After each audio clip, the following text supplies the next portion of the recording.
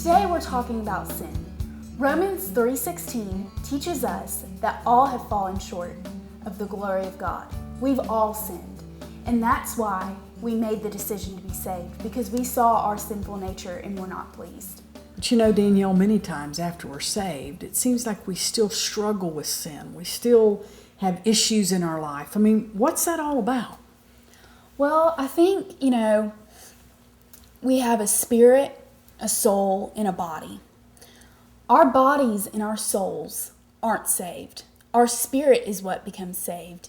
And then our soul and body have to be transformed to Christ. So what you're saying, Danielle, is that our soul is our will, our mind, and our emotions. Absolutely. Our body is just our earth suit. So really, when we accepted Jesus Christ, just our spirit at that time became eternal. And it will be at the resurrection of our body that our soul and our bodies are actually saved. Is that right? Yeah, absolutely. Well, and I think that's what we need to understand today, is that there is a continual process of what we in the old days called sanctification, or a process of purifying ourselves on a continual basis. You know, Romans 12:1 tells us to be not conformed to this world, but be transformed by what? The renewing of our minds. That's right. We have to continually renew our minds so that we aren't sinning in our bodies. Yes. And we're not sinning through our will, our mind, and our emotions. You know, sin is not an external problem. Yeah. Sin is an internal problem. It's about the heart. It's about the heart. It's the root of sin is a heart matter. And when we don't submit on a day-to-day basis to the Lord Jesus Christ and His will, we are going to continue to sin, even though we're born again. Yeah. Wow.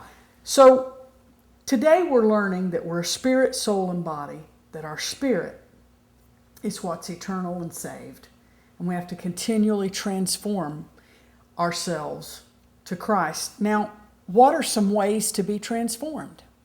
Well, of course, in any relationship, to be transformed into a covenant with that person, you've got to talk to him. Or else you're going to fall out of that relationship if you're not continuing to renew that. Oh, you mean so when you get married, once you're married, you're not just happy and blissful? I mean, you can go do your own things and not get close? I mean, I thought just getting married, man, you're close. So you just get saved and all of a sudden you're just close to Jesus. Unfortunately not. I wish life could be that simple, but it's not. It takes time and effort. That continually growing. Well, I think ways that we're transformed and ways that we get close to each other, close to God, is by reading His Word. Exactly. Spending time in prayer. Spending time in worship. You know, Danielle, I think what's most important is don't worry about sinning. Yeah. Because that gets into legalism and you feel so condemned and you just can't get out of that. Yeah, so don't think of a list of rules and regulations. Think of, how can I fall more and more in love with Jesus Christ?